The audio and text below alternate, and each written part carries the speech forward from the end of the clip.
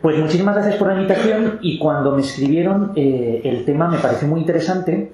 Es cierto que para mí era desempolvar casi una materia en la que llevo tiempo sin trabajar en ella, que es el pensamiento apocalíptico, porque efectivamente yo escribí un libro, pero hace ya prácticamente 10 años, que se llama El pensamiento de la apocalíptica judía, que está editado en Trota, y desde entonces pues no lo he tocado mucho, o sea que a mí también me ha servido para recuperar ciertos conocimientos y ciertas ideas sobre el origen o las características del pensamiento apocalíptico desde el punto de vista de la historia del judaísmo.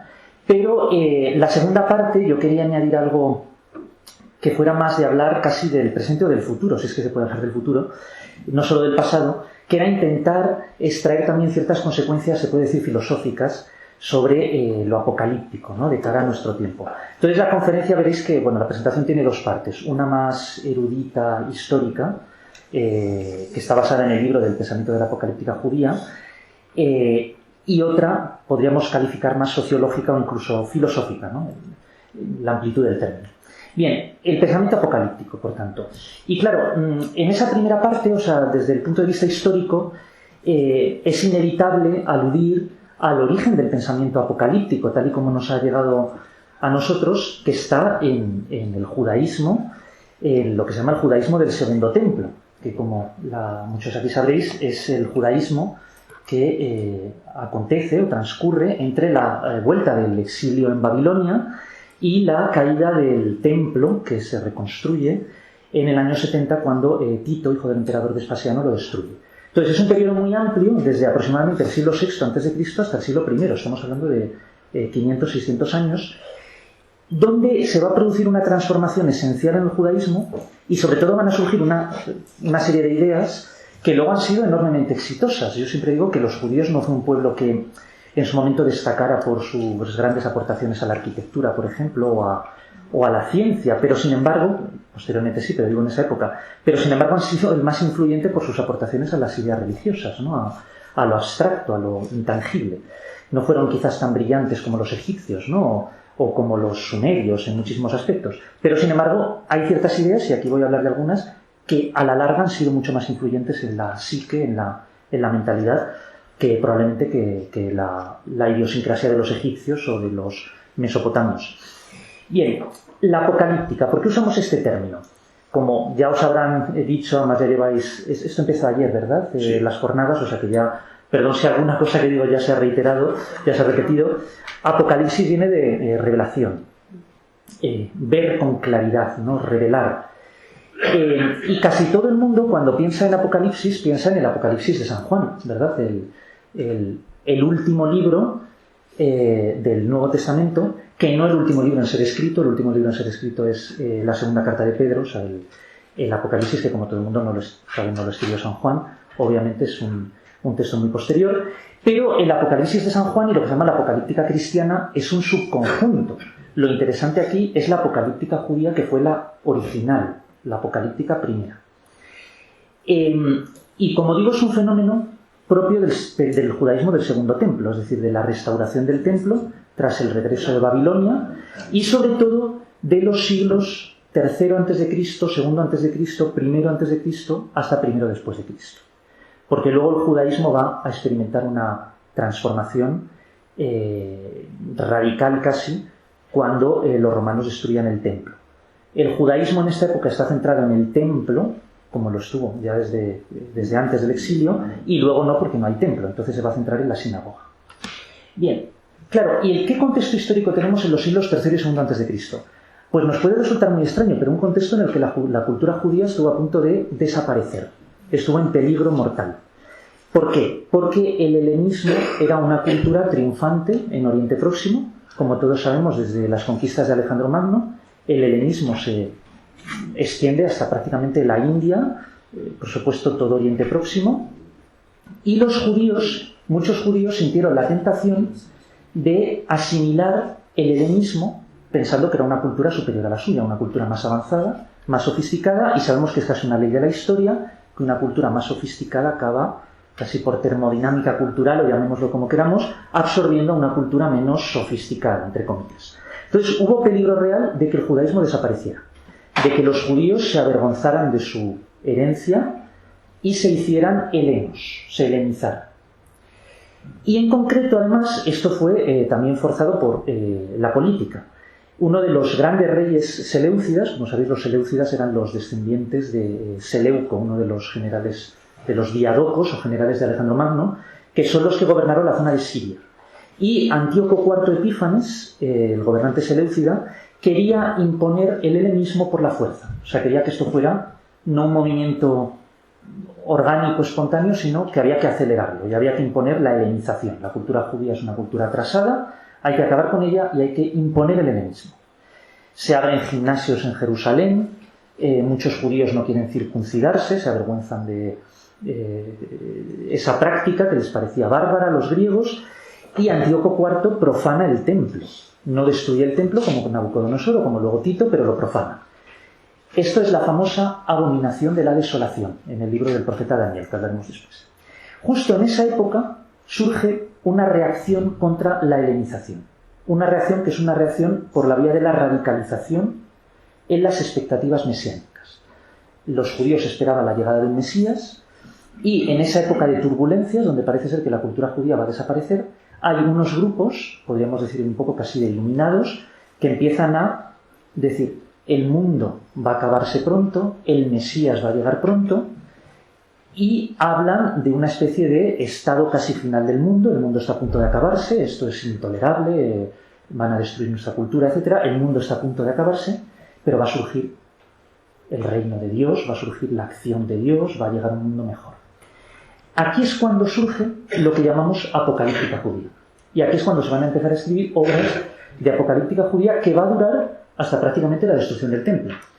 Los que venimos de una cultura cristiana a veces tendemos a pensar que prácticamente el judaísmo, en cuanto ya viene Jesús y los discípulos, ya como que queda suplantado. Y no es cierto. Hay literatura apocalíptica judía hasta casi el año 100 después de Cristo, que es un fenómeno mucho más complejo.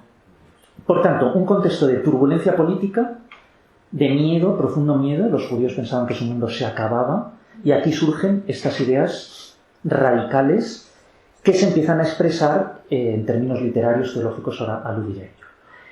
Acelerados además por una política muy irresponsable que fue la de Antíoco IV, que en vez de intentar negociar, pues intentó imponer la helenización forzada. Y coincidiendo con el origen de la apocalíptica, y por eso decía que hay ideas muy poderosas en la mente humana, ¿no? Repito, los judíos, salvo el templo, que no sabemos exactamente cómo fue, podemos intentar, sabemos más o menos cómo fue el templo de Herodes, pero el templo anterior, pues lo sabemos por la Biblia, pero no, los restos son exiguos. Arquitectónicamente no destacaron, ¿no? Pero desde el punto de vista filosófico, teológico, las ideas sí tuvieron ciertos conceptos, alumbraron ciertos conceptos que fueron muy influyentes. Entre ellos la escatología, la idea de lo relativo al final del mundo y al final de la vida. Y esta es otra tentación que tenemos, ¿no? Podemos llegar a pensar que los judíos siempre creyeron en la vida eterna o en la vida post-mortem.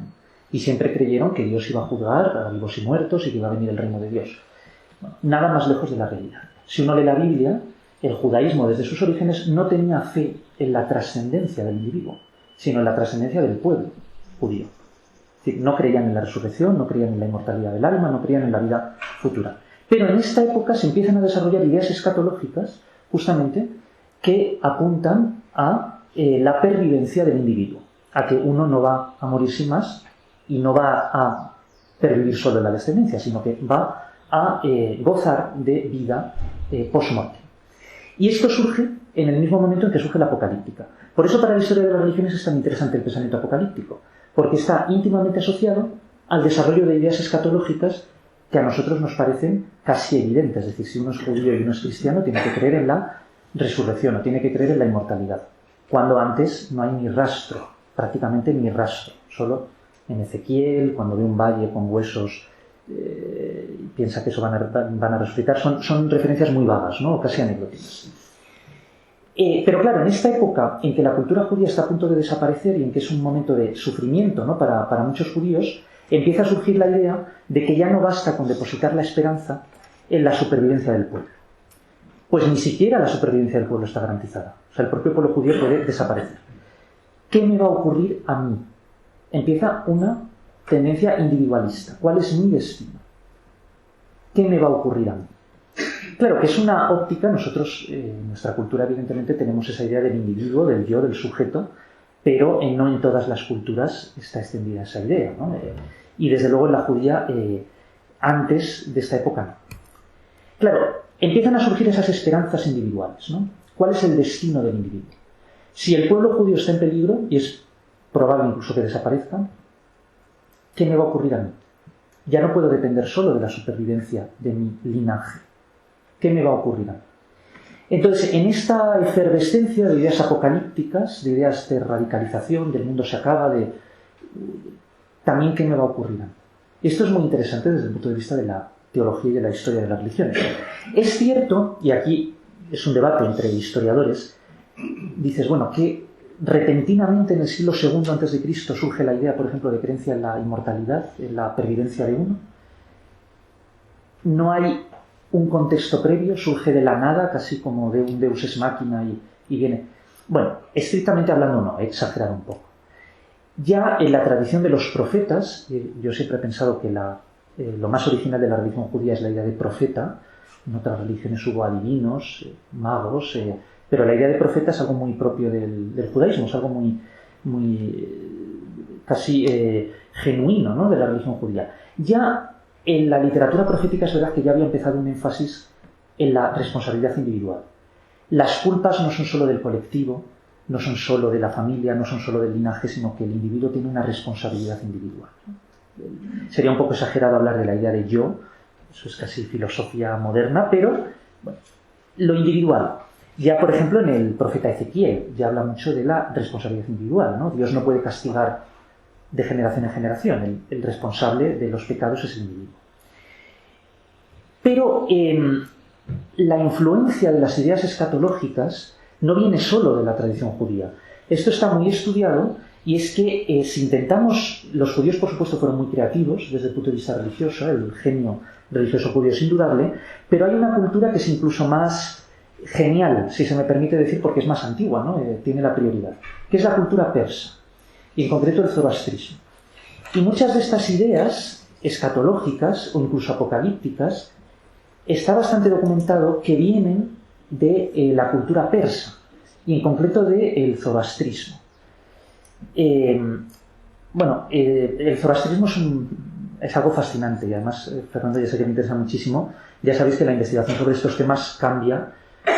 Cuando yo me empecé a interesar por esto hace bastante tiempo, siempre decían Zoroastro vivió en el siglo VI a.C., lo que el filósofo alemán Jaspers llamó el tiempo eje de la humanidad, ¿no? Cuando vive, por ejemplo, grandes filósofos griegos o Confucio en la India, que es cuando se crean las grandes categorías morales.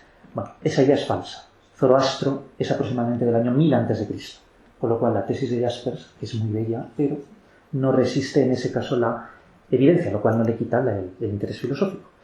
Es mucho más antigua. Estamos hablando aproximadamente de que las ideas básicas del zoroastrismo y de ese misterioso personaje, Zoroastro Zaratustra, que es lo mismo, son del año 1000 a.C. O sea, estamos hablando de ideas muy antiguas y muy profundas, muy poderosas, porque los zoroastrianos fueron casi los primeros que empezaron a concebir la historia de manera lineal, no de manera cíclica. De manera lineal, con un comienzo y un final. Y esto va a ser determinante, va a ser una influencia determinante en el judaísmo. Entre otras cosas porque si tenemos en cuenta que los persas dominaron Palestina durante 200 años, o sea, recordad que los judíos estuvieron exiliados en Babilonia tras la conquista de Nabucodonosor en el 587 a.C., cuando destruye el templo, y en el 539 el famoso Ciro, el rey aqueménida Ciro, libera a los judíos. Y dices, ¿qué ocurre? ¿Los judíos vuelven a Palestina? Bueno, no todos los judíos, hay algunos que se quedan en Babilonia, y sobre todo el llamado exilio de Babilonia solo afectó a las élites judías. En el fondo fue una política de alejamiento de las élites judías de su país. Pero luego al volver estuvieron bajo dominio del Shah, del rey de reyes de Persia, o sea, durante 200 años. Es inevitable que durante 200 años, aunque los persas eran muy tolerantes en general en materia religiosa en las satrapías de su imperio, sin embargo la influencia religiosa es casi por ósmosis, ¿no? Pues evidentemente se va a dar. Entonces muchas de las ideas historia lineal, escatología, ya empiezan a llegar desde el siglo VI, V a.C. a Palestina. Y sobre todo a mí me parece fascinante esa idea de una historia lineal, de que la historia no es una eterna sucesión de ciclos, un repetirse, el famoso nihil novum sub sole, ¿no? No hay nada nuevo bajo el sol. No, sino que hay novedad y vamos hacia... es lineal, hay un cierto progreso. Es una idea que a nosotros nos resulta evidente, pero que en muchos periodos de la historia de la humanidad no ha sido nada evidente, era lo contrario. Incluso los filósofos griegos, tan brillantes como eran, no tenían una concepción lineal del tiempo. O sea, todavía hablaban en términos de la edad de oro, etc. Incluso en la Biblia, en muchos pasajes del Génesis, pues ciertos aspectos recuerdan a casi una visión más cíclica que lineal, ¿no? O sea, la Biblia al final convive muchas teologías. Bien, pero claro, en una idea, en una visión, en una concepción cíclica de la historia, no hay necesidad de un juicio final, porque no es que el mundo se acabe, es que es una sucesión de ciclos. Entonces no hay un juicio, es simplemente que se va a repetir, es un eterno retorno. Pero en una visión lineal sí va a haber un juicio. Sí. ¿Cómo conjugas la idea teísta de Dios en una historia lineal? Pues que Dios al final va a intervenir y va a juzgar, va a sancionar, ¿no? Va a tener la última palabra sobre cuál es el sentido de la historia, qué es lo correcto y qué es lo incorrecto. Y esto es la apocalíptica. La apocalíptica judía al final es un conjunto de escritos que intentan anticiparse a lo que hay más allá de la historia presente, al futuro, a la escatología. Es la idea de visión de lo que Dios nos tiene reservado. Es eso, es intentar anticiparse, es intentar penetrar en la mente de Dios y ver qué plan tiene Dios deparado para la humanidad. Este mundo es caduco, pero este mundo va a ser reemplazado por otro mejor. Es una visión lineal. La apocalíptica judía ha sido muy estudiada. Es un ámbito muy interesante desde el punto de vista de la historia de las religiones. Y la definición estándar de la apocalíptica judía la ha dado el profesor John Collins, que es profesor en la Universidad de Yale. Yo además tuve la suerte de conocerle. Y es curioso porque él es experto, es la máxima autoridad en la apocalíptica judía y su mujer, Adela Yabro Collins, es la máxima autoridad en apocalíptica cristiana. Con lo cual son el matrimonio apocalíptico, ¿no? O sea, es una cosa... Pero bueno, se dedican, tiene que ser esas cenas o en casa tiene que ser curiosas. ¿Hay alguno que no lo sea? Bueno, si alguien lo puede... Bueno, ¿cómo define John Collins la apocalíptica? Es la definición estándar. El apocalipsis es un género de literatura revelatoria, la idea de revelación, con un marco narrativo en el que la revelación viene mediada por un ser transmundano hacia un receptor humano, por alguien que está más allá del mundo, que ha podido ir más allá de este mundo, se ha adelantado y nos revela lo que va a ocurrir. Es alguien que parte, es un clarividente, ¿no? Parte con ventaja, desvelando una realidad trascendente que es a la vez temporal, en tanto que vislumbra la salvación escatológica. Incluimos aquí el elemento escatológico. Que este mundo caduco, corrupto, injusto, no os preocupéis que no es la última palabra. Dios va a salvarnos, Dios va a crear un mundo mejor, va a haber un reino de Dios. Los imperios se suceden los unos a los otros, los egipcios dominan los babilonios, luego los persas, pero vendrá el reino de Dios. Va a ser todo un ascenso hacia algo mejor. Y por supuesto la apocalíptica tiene muchas vertientes, ¿no? Los estudiosos al final se centran en lo literario, pero tiene muchas vertientes. Este mundo empezó a descubrirse en el siglo XIX, es cuando se empieza a descubrir la apocalíptica judía.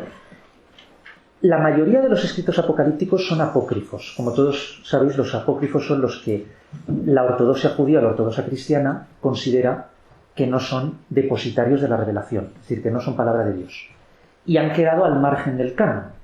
Tenemos luego cosas curiosas, como por ejemplo haya textos del Nuevo Testamento que citen textos apócrifos. Y dices, estás citando un texto que en teoría no está dentro del canon. Pero bueno, son las inconsistencias o textos que fueron muy debatidos. Pero estos no entraron en el canon. Y claro, muchos incluso fueron prohibidos o, desde luego, denostados. Pero cuando empieza a estudiar, en el siglo XIX se descubre todo un mundo de escritos que prácticamente nadie conocía, o solo por referencias secundarias, y el profesor Lawrence, que era profesor de hebreo en Oxford, encuentra los textos, que es el más importante de los textos apocalípticos, que es el libro de Enoch. Enoch. La versión íntegra está en Ge'ez, que es la lengua clásica de Etiopía, es la lengua de la litúrgica de la iglesia etíope, la lengua del reino de Aksum en Etiopía. Ahí veis las famosas iglesias de Lalibela, que seguro que Fernanda está en Etiopía, no me o muchos de los aquí presentes, pero son traducciones de textos que por supuesto estaban en hebreo, había también versiones en griego, en siríaco, pero que estaban fundamentalmente en hebreo. Y se empieza a descubrir todo un nuevo mundo.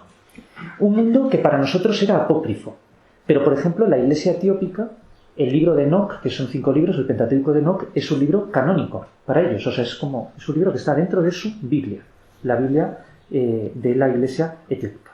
¿Quién es Enoc?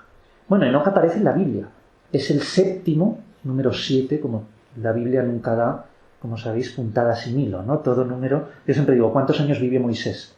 120, 40 por 3, porque el 40 es un número simbólico, el libro de plenitud.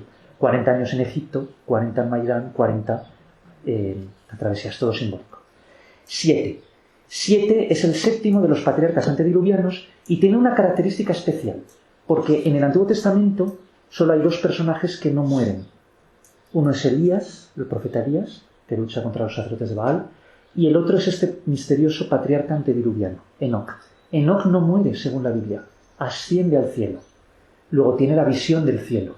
Entonces, Enoc es la personificación del visionario celestial, de aquel que asciende al cielo y ve lo que Dios nos tiene reservado. Por eso para los apocalípticos y para los autores de la apocalíptica es tan importante Enoc. Claro, se empieza a estudiar todo este corpus y se ve que la apocalíptica tiene mucha relación con los profetas, pero que tiene también sus especificidades. No es solo profetismo, tiene algo especial. ¿Qué tienen en común la apocalíptica y el profetismo, ¿no? Primera característica. En ambas se transmite un mensaje divino. Eso también los profetas. Los profetas son personas que creen, hombres, ¿no? En la Biblia prácticamente casi todos, que piensan, bueno, aseguran ser receptores de un mensaje divino hacia la humanidad. También en la apocalíptica, ¿no? Y ya sabéis que en la disposición de la Biblia es muy curioso porque el orden de los libros es ya teología. Por supuesto, nadie se cree que el orden de escritura de los libros de la Biblia sea tal y como nos aparece, ¿no? Primero se escribió el Génesis, luego, obviamente no. Los primeros libros que se escribieron, y esto se puede demostrar por métodos histórico-críticos, por análisis filológico, fueron los profetas, sobre todo Amós y la primera parte de Isaías. Ya sabéis que hay 3 Isaías, pues el primer Isaías. Pero en el mundo cristiano, la Biblia aparece primero el Pentateuco, que es el relato de la creación, luego está la literatura sapiencial y al final los profetas. ¿Por qué? Porque para los cristianos los profetas anuncian a Cristo. Y luego ya viene el Nuevo Testamento. La Biblia judía no. En la Tanaj, la Torá, Nevi'im, Ketuvim, la ley, los profetas y los escritos, primero viene la Torá, la ley, luego vienen los profetas que interpretan la historia a la luz de la ley, y finalmente los libros sapienciales que ayudan al ser humano a interiorizar la ley. Es otra teología, porque para ellos Jesús no es el Mesías, ¿no? Otra, o sea, la propia estructura de los libros es ya teología, ¿no?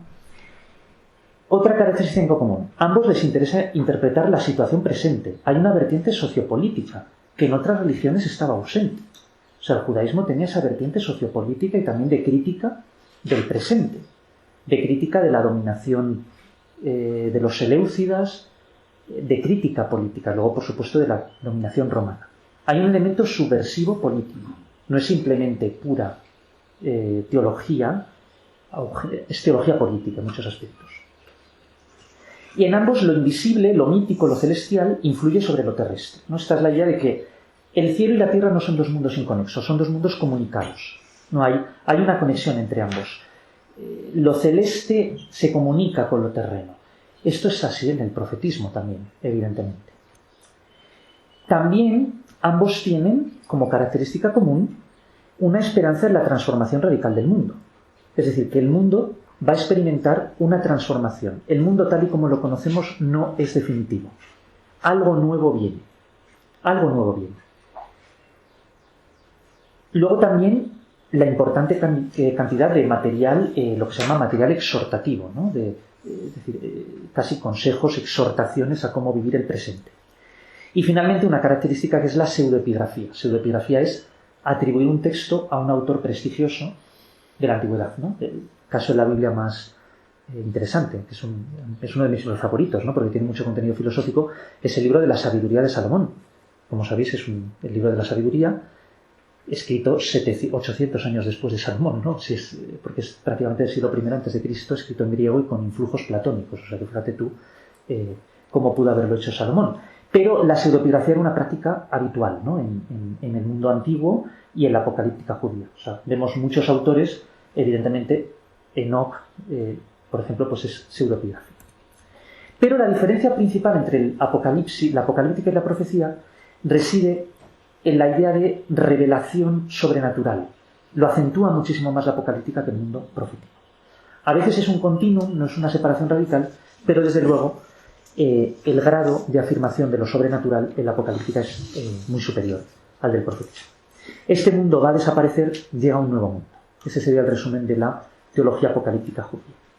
Y sobre todo, una característica muy interesante, y que esto empieza también a surgir en el siglo II, en el siglo III a.C., sobre todo en el segundo, es que así como la cultura judía tradicional había sido muy etnocéntrica, es decir, muy centrada en ella misma, ¿no? Dios, Yahvé, es nuestro Dios, y entra en competencia con otros dioses. Si leéis partes de la Biblia, es como nuestro Dios es mejor que los dioses de los babilonios, que los dioses de los egipcios, es como un Dios en competencia con otros dioses, es un nacionalismo. En esta época, la apocalíptica desarrolla una visión mucho más universalista de la humanidad como un todo. No es solo los judíos tienen un papel especial, pero es la humanidad como un todo la que se encamina a ese nuevo mundo. Es decir, Dios va a intervenir, pero no solo para los judíos, sino para todos. Esto entronca también con el profetismo tardío. La idea de que Dios es el Dios de toda la humanidad, no es solo el Dios de los judíos. Los judíos tienen un papel especial, pero ya no son los únicos. Esto es muy importante desde el punto de vista de la historia de las ideas, no solo de la teología, sino también de la filosofía, podríamos decir. ¿Por qué? Porque ya la división fundamental en la humanidad ya no será entre judíos y no judíos, entre judíos y gentiles, sino entre buenos y malos. Es una división de naturaleza ética, no étnica. Podemos discutir si es un progreso, yo creo que sí, ¿no? Lo podríamos discutir, pero desde luego es un hecho histórico.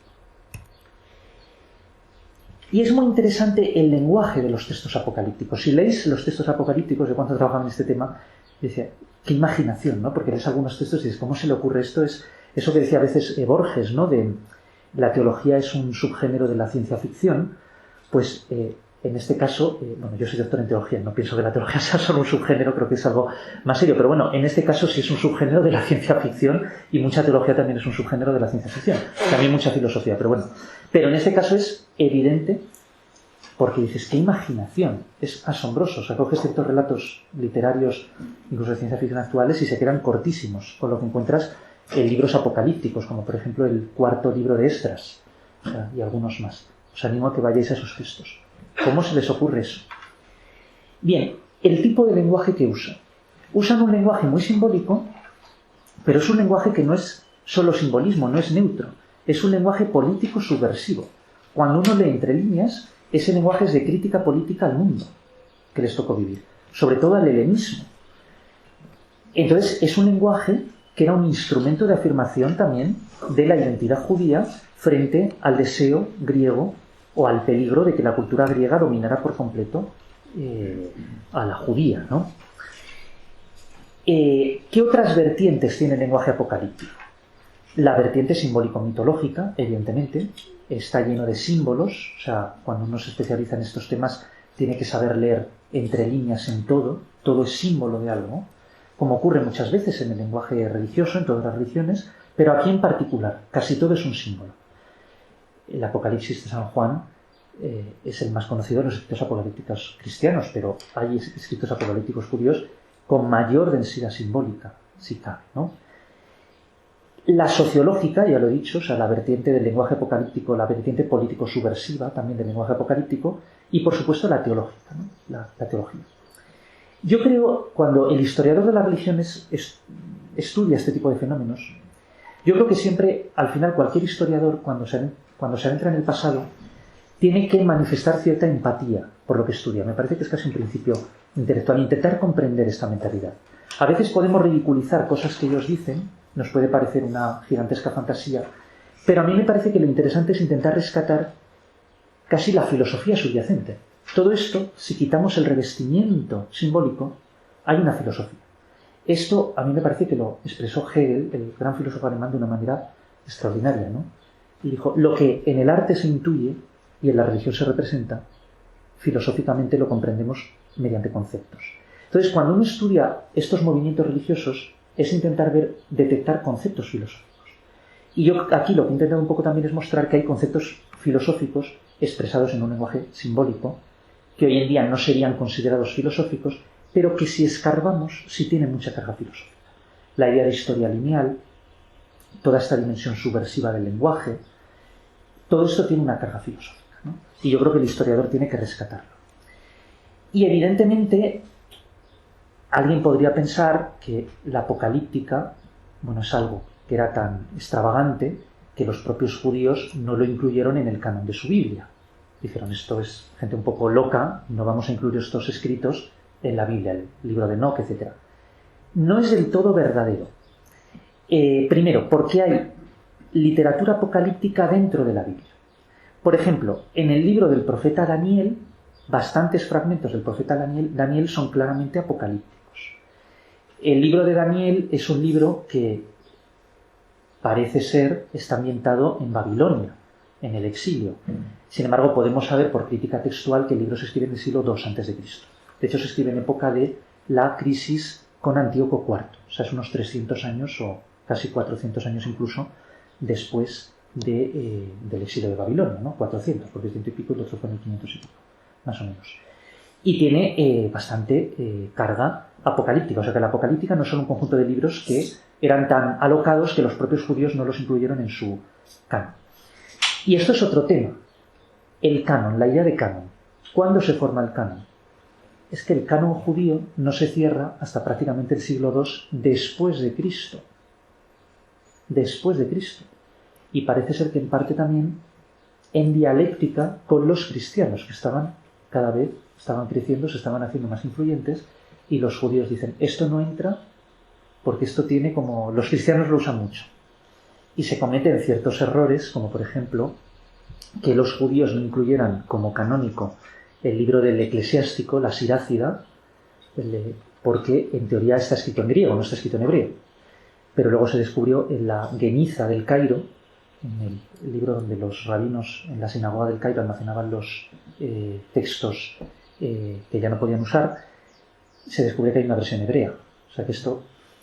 Es decir, es una pregunta, ¿no? ¿Cuándo se cierran los cánones? El canon cristiano, el canon católico, por ejemplo, oficialmente no se cierra hasta el Concilio de Trento. Tienes antes ciertos concilios en el siglo IV, que más o menos tal, pero formalmente no es hasta el siglo XVI, con la polémica con los protestantes. Es decir, es un proceso muy lento, y en el judaísmo también. O sea, las propias religiones han tardado, las religiones que tienen libros sagrados, porque no todas las religiones tienen libros sagrados. Tienen libros venerados, pero no libros sagrados, que sean palabra de Dios. Fue un proceso lento. En la Biblia hay apocalíptica, en la idea de Daniel.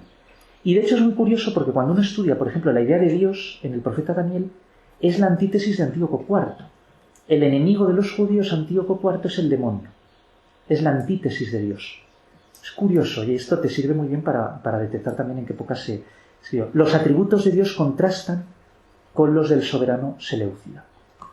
Empieza aquí también esa tendencia maniquea, que ya estaba, por supuesto, en los zoroastrianos, en los persas, bien, mal, buenos, malos, Dios y el demonio.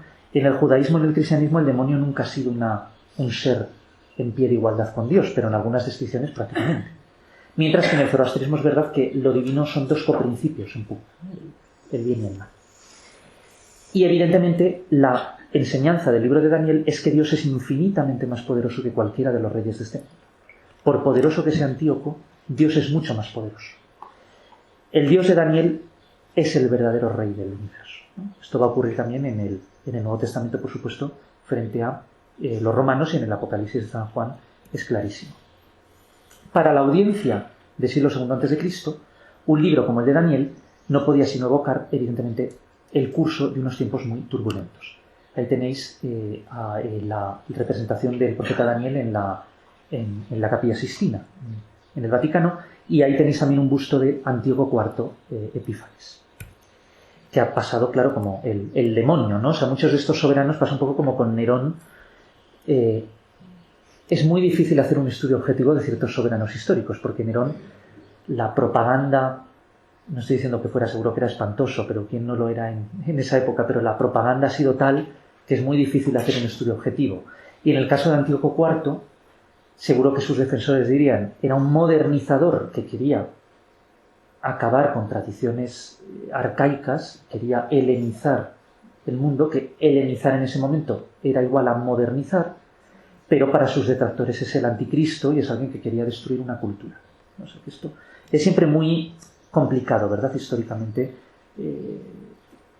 quitar toda esa tradición, porque al final estamos hablando de miles de años de interpretación y de recepción de una imagen.